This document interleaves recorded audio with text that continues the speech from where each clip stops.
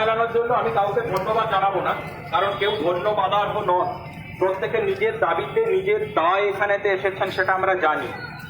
শুধু একটাই কথা বলবো, অনুষ্ঠানটা কিন্তু শেষ নয়। হ্যাঁ, আজকের প্রোগ্রামটা এখনকার মতন জাস্ট শেষ হলো। আমরা আমাদের পরবর্তী কর্মসূচি আবার জানাতে থাকবো, যতদিন না, যে কথাটা আমরা বলেছি সেটা কথার কথা নয়, যতদিন না আমরা আমাদের ন্যায্য অধিকার এবং দাবি যেটা আমাদের, সেই বিচারটা পাবো। বিচার, আমরা কাউকে গ্রেপ্তার করে জেলে ভরে দেওয়া, কাউকে ফাঁসিতে তুলে দেওয়ার কথা একবারের জন্যও বলিনি। বিচার, আমাদের একটাই দাবি, বিচার। আমরা সমগ্র বর্ধমান শহর জুড়ে আপামর সমগ্র বর্ধমানের সাধারণ মানুষদের আজকে মানববন্ধন কর্মসূচি ছিল।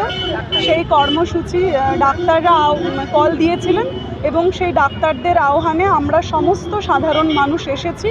আমাদের মানববন্ধন শুরু হয়েছে বিকেল 5টার সময় বড় নীলপুর মোড় লালটু স্মৃতি সংঘ থেকে।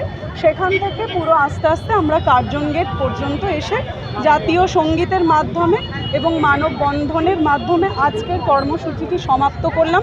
কিন্তু এই কর্মসূচি এখানেই সমাপ্ত নয়। যতদিন না পর্যন্ত তিলোত্তমার বিচার আমরা পাচ্ছি, যতদিন না পর্যন্ত ধর্ষকদের কঠোর দৃষ্টান্তমূলক শাস্তি হচ্ছে, যাতে ভবিষ্যতে আর কোনো আর্যিকরের ঘটনা না হয়, তার জন্য আমরা সবসময় লড়ব এবং পথে সবসময় এইভাবে থাকব।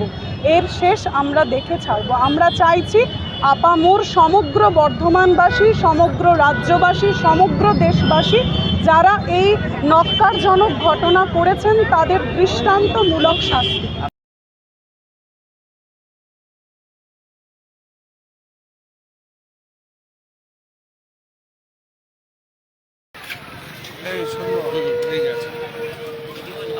আচ্ছা আচ্ছা আচ্ছা এখানটা একটু দেখি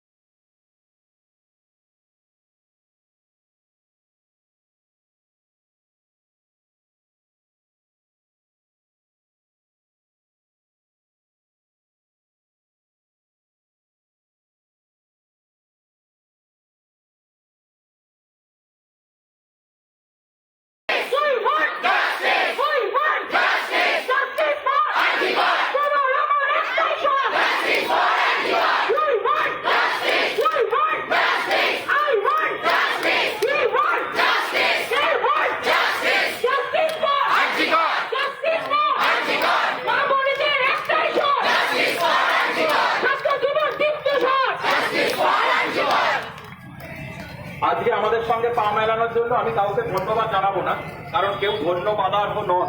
প্রত্যেকে নিজের দাবিতে নিজের দায় এখানেতে এসেছেন, সেটা আমরা জানি। শুধু একটাই কথা বলবো, অনুষ্ঠানটা কিন্তু শেষ নয়। হ্যাঁ, আজকের প্রোগ্রামটা এখনকার মতন জাস্ট শেষ হলো।